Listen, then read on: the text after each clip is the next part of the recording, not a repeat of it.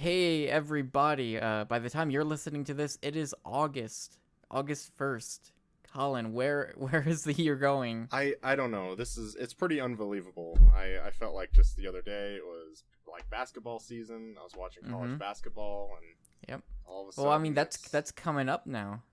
I know. We're a few months away. It just ended and now it's beginning and wow. This show is gonna turn into a college basketball show before you know it. Oh, absolutely. You talk about those Dayton Flyers. Now those Dayton Flyers, they are something else. Let me tell you.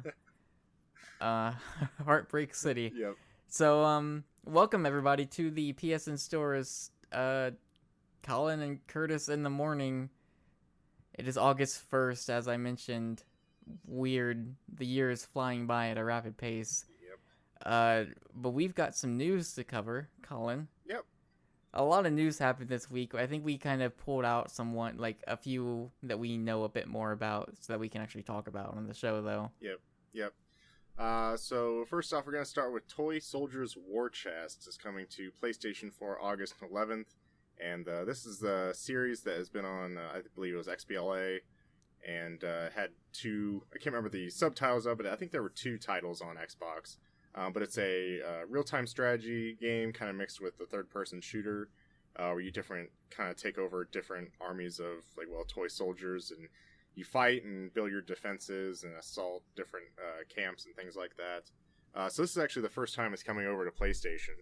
And there's been a lot of trailers released for it recently, and kind of the big thing that stands out in this game is you can buy a Hall of Fame edition. So the main game just comes with 4 armies, but if you buy this Hall of Fame edition, which is extra DLC, you get 4 different armies that are based off of, I believe, G.I. Joe, Cobra Commander. Wait, what? Yes, have you not seen this? Yes. No, keep going. This is officially licensed stuff. So you can have armies based on G.I. Joe. There's a Cobra Commander army. There's a He-Man army. Oh my god. And the final one is there's an Ezio army from Assassin's Creed. Oh, that's weird. Yeah. The first 3 are cool. Oh, I guess it is a Ubisoft game, isn't it? Yep. What do you know the prices on the standard and the Hall of Fame version? So I put up an article on PSN Stores that you guys can check out, and I want to say the main game of Toy Soldiers War Chest is going to be $20. I believe. I don't know if there is actually an official pricing, but they've just mentioned that there's a Hall of Fame edition that will also be available at launch. Oh, and that's probably going to be priced. I bet it'll be $40. Yeah, and each of the armies can be purchased individually. Like, so if you buy just the base game, you can buy each of the armies individually, or you can buy this Legendary Heroes pack to get all of them together. Do you remember the movie? I don't know if it was called Toy Soldiers or what was it? Do you remember the movie where it was like a bunch of toys and they went to like war? Small Soldiers. Small Soldiers. Yeah. What if they had those? They probably couldn't get them. Yeah, that'd be pretty interesting. That'd be another good like license to grab. I don't know if that's possible. G.I. Joe and He-Man. Yep. That's kind of neat. Yep. There's I believe with the post I made there was a trailer for Cobra and Ezio joining. But yeah, it definitely has me interested more than the other Toy Soldiers games, and I'm almost pretty excited. I believe it's also getting a physical release, and if you buy the physical release, it comes with the Legendary Heroes pack. Yeah, I was gonna say it sounds like it could be similar to You think a Trials Fusion? Trials, yeah. Where it was 20 digital, and then like to get the physical, it was $40. Yeah, and that had all the DLC with it. Yep. All right, so what's next? Yeah, so next, you know a little bit about this. Zombie is coming to PlayStation 4 August 18th, and this is, of course, a kind of PlayStation 4 upgrade from the Wii U launch game that came out in 2012. From Zombie U, yep. Yeah, Zombie U. So it's a first-person horror survival game, and you've played that game, so I love that game. Zombie U is really, it was, I mean, kind of overlooked. I think it kind of was one of those games that I don't think it reviewed super well, but it didn't take long for a number of people within the media to kind of come out and be like, wait, no, dude, guys, like this game is amazing. More people should play it, and like it kind of like had a decent word of mouth that spread over time, and so eventually when I got my Wii U, that was actually like one of the first games I picked up because we had a store that had it on sale for like $6, and I was like, all right, wow. I got it. Yeah. Yeah, that game is just super cool. It does it does some really interesting things just with the gamepad itself, where it was a lot of like there wasn't like pausing, so like you would have to like kind of while you're out doing missions, you'd have to like find safe spots so that you could like because anytime you're managing your inventory, doing certain puzzles, you'd have to look at the gamepad, and so you'd have to like find a spot that you're safe, so you're not gonna get like surprised by a zombie while you're doing stuff with your inventory. Yeah. And it's just it's a permadeath game also. It is permadeath. So I hate to bring up this comparison because it's a pretty overused thing at this point, but there was a lot of similarities to Dark Souls, and at the time that it came out, a lot of people compared it to that game because, Dark Souls doesn't have permadeath, but there was a very similar, just design-wise, like the way, like the things that you lose or what happens when you die, and the way that game treats death, among many other things. It's very similar, and it kind of brings out those same feelings of like overcoming insurmountable odds and things like that. It's a super cool game, so I'm curious. One, we don't have a price, so I don't know what it's gonna cost, but I'm also curious to know what they do about the gamepad stuff, or like how they've changed that. Hopefully they don't get rid of it. I mean, obviously it's gonna have to be on the screen. We don't have a second screen on PS4. Yeah. But I don't know. Yeah, I'm interested to know how they handle that. Yep. But anyways, we got one more story. Yep. Our last story would be the Talos Principle Deluxe Edition coming to PlayStation 4 on October 13th. With time flying by, I'll be here for you know it, folks. But this is a first-person philosophical puzzle game. That has, different lasers and blocks and kind of things like that. It came out on PC, I believe, last year, and it was pretty highly renowned. And it recently, I believe, just got an expansion on PC called Road to Gehenna. Or Gehenna, I can't remember. I don't know the exact way to pronounce that. But the deluxe edition that comes out on October 13th comes with the base game and also comes with the expansion. And Road to G. Road to G. Yep. So this also will be getting a physical box release in North and South America, and so it's also can be physical or digital. And they say in like I think it was like the article that I got it from is that it's a special box release. So I don't know if there maybe be something else thrown in there. I'm not sure. It's got a really good box art. Yeah. I played this game last year at an event, and I really enjoyed it. It's it kind of makes you think outside the box a little bit. Like you kind of, I guess like almost like the best way I can describe it is like, oh, you have a platform up here, and you're like, well, obviously I need to have something fall over here or something like that. But like, well, if you just go into the puzzle room that was behind you and just take that box, you can just go grab it. But like you're completely in a new room that you aren't thinking about grabbing that box. Like you're like, oh, that was the last puzzle, so like, well, I'm done with that puzzle. But you can just go back into that old room and pick up the box and just use it as a platform to jump up. And like even I was talking to developers, and they were talking about things like that they try to make it things that you don't normally think about to kind of solve different puzzles. But I really enjoyed it. There's like even these different terminals that you can go to, and it's a very game where you try to question reality, you question who you are. You hear this kind of godlike voice that kind of guides you, and like the kind of questions your thoughts of like, well, is there a god? And like, how powerful is this person if he is a god? Kind of things like that. So I've definitely been anticipating it for a while. So it's good to see that it's finally got a release date. Yeah, I've heard a lot of really, really good things about it, so I'm excited to check it out. Also, I mean, like I said, you can't say no to that box art. There's like it's like a robot holding a kitten. Yep. Yeah, whatever.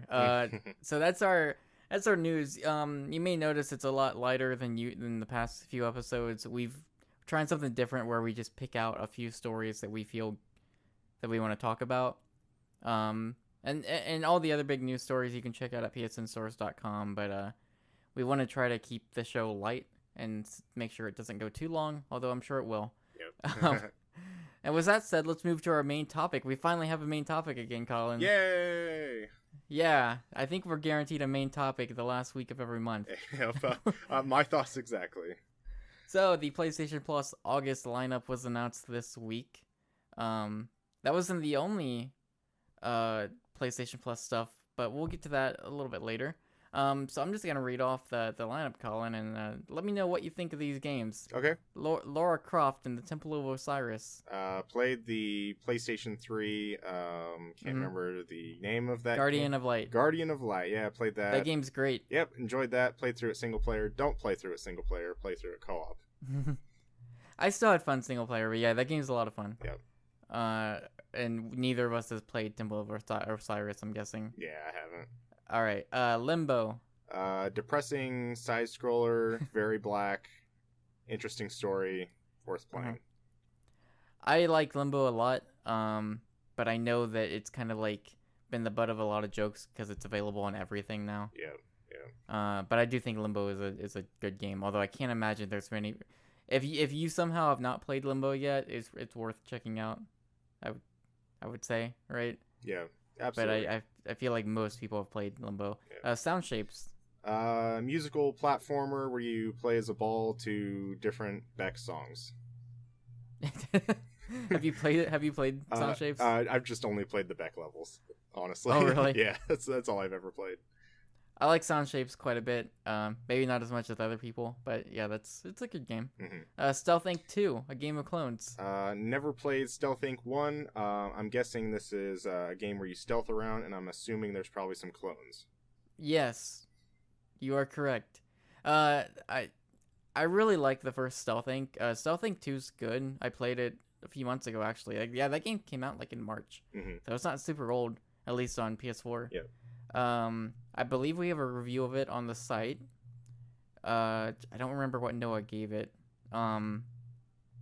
It's a good game. I like the first one better, actually. Okay. Stealth Inc. 2 actually kind of gets weirdly Metroidvania. Mm-hmm. Basically, Stealth Inc. is you go into these different rooms and they're always they're different tests, and it's always one specific puzzle you're solving. And with Stealth Inc. 2, these rooms are in specific areas of this larger facility. Yeah. And so you're getting these abilities and you're using them to access different areas, things like that. Mm-hmm. It's still a cool game, but I think I like the first one better just because I like being able to just choose the stages from a menu and not have to worry about traversing this overworld. Yeah. God of War Ascension. I've never played it. Have you ever played this? I played the demo, and it just kind of feels like a game like God of War where a man goes crazy and murders a lot of mythological people, and he might or might not ascend at the end of this game. Yeah, that was right around the time. I love God of War 3, but Ascension, I looked at it and I was like, okay, I'm okay. Yep. And then Castle Storm. I reviewed this game. I don't remember what I gave it because it's been a year or two at this point. Mm-hmm. Castle Storm is Angry Birds and Tower Defense mixed together. It's probably better than that sounds.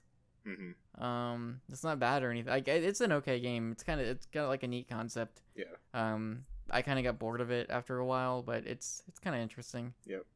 So there's your lineup. Overall thoughts? Pretty good month, I would say. I guess you would probably say that Lara Croft is probably the standout of the month, but I would say definitely if you're still a PlayStation 3 owner, I would say God of War Ascension is a pretty big game that you're getting. Yeah, not having it. I mean, I would probably play that game, but I don't have a PS3 anymore, so I'm not gonna play it. This is one of so my thoughts on Plus is pretty much I don't think I've ever I really don't complain about the Plus offerings. Yeah. Even if it's a month this month in particular, I have played and beat 4 of the 6 games, and I'm not gonna play God of War, so it's basically Lara Croft, and that's fine. Because to me, within a couple months, PlayStation Plus completely pays off whatever I paid for it. Yeah, definitely. I mean, we got Rocket League, last month for 20. Like that's a $20 game, right? Mm-hmm. So I typically am paying about $40, 30 to 40 because I try to get plus on discount. Yeah.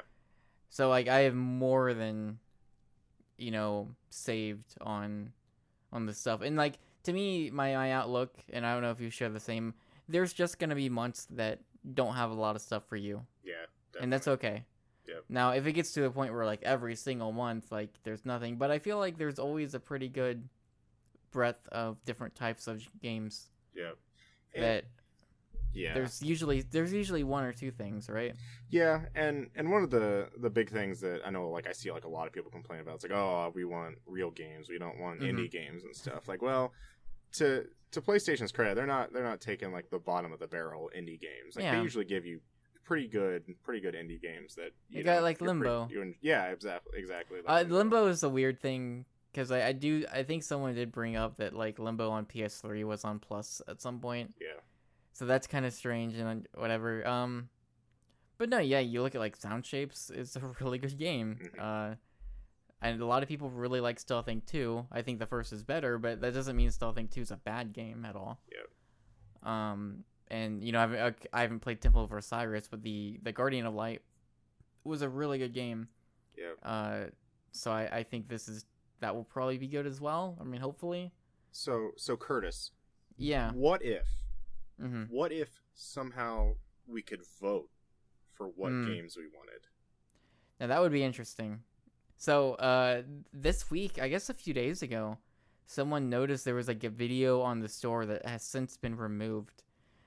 Basically saying that, hey, we're going to give you a chance to vote for one of the PS4 slots for PlayStation Plus. And, well, there's specifically a screen cap from this video. And we should say it's early and it's not official, I guess. So maybe it's too early to say that these 3 games specifically are going to be what we can vote for. But there is a screen cap from this video showing voting results, and the 3 games that it shows is Zombie Vikings, which has been previously announced for PS4, Armello, which is coming out September 1st, so first week of September, which, and another game called Grow Home, which has not been announced for PS4 yet. That's an Ubisoft game, came out earlier this year, and kind of like a lot of people got really hyped up about it, like right when it came out. It only came out on PC and kind of like was a stealth release, really. But a lot of people got really excited about it and people liked it a lot. So, I mean, I guess you can. To me, you got to take that as confirmation that Grow Home is coming to PS4. Yeah. Because I can't imagine that they would use that game not knowing. Yep. And then earlier today, we got a post on the PlayStation blog confirming that we'll be able to vote on PlayStation Plus games. Another interesting thing. So this will be one of the PS4 slots. Mm-hmm. But they said the 2 runner-ups, you'll be able to get those at a PlayStation Plus discount. Yep. So the winner will be the free game, or one of the free games, and the 2 runner-ups will have the discount. Although the wording on that's interesting, because it mentions like the first time around the runner-ups will be on a discount. Mm-hmm. So it's kind of unclear if maybe that means that going forward the runner-ups won't be a discount. Again, this is like really coming up in the past day or so. Yeah. But what are your thoughts on like the idea of voting for Plus games? I think it's almost it gives people more options, and I almost feel like it's that kind of thing where like PlayStation Plus came out, and then maybe like Games with Gold for Xbox came out, and like maybe some people would say, I wouldn't though, but maybe some people would say like, oh, that's like maybe the better service, so now they're maybe on par with each other.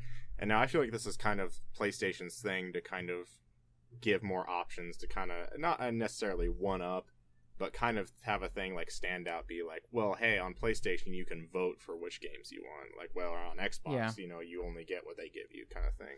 And again, it's not like the 3 games are gonna be like The Last of Us and Infamous, or Bloodborne. Like, obviously, there's still gonna be 3 games you would probably expect on Plus anyways. Yeah. Like Zombie Vikings, Armello, Grow Home. Like, these are smaller games, and that's okay. I think it's a good way. Like, it's really smart to be like, I mean, even if it's only one of 6 games, it's smart to go out there and say, hey, we're giving you a chance to vote. I know a lot of people express displeasure in what they get. So here's your chance to at least, vote for something, even if those 3 options aren't going to be your quote real games. It's probably smart on their part to do that. I think it's really cool. But I also I don't know, we write for a website where we cover digital games mostly. Yeah. And so I always kind of cringe when I see people say, oh, where's the real games? And it's like, they're right here. Mm-hmm. Yep.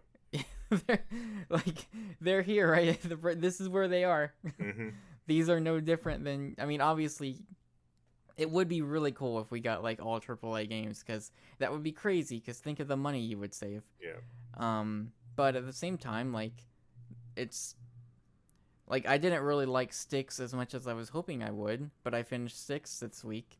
And I probably never would have played that game if it wasn't on Plus. Yeah. And granted, that was a $30 game, but even still, I see Plus as a thing where it's like, hey, typically I'm going to be buying the games I want to play anyways. Mm-hmm.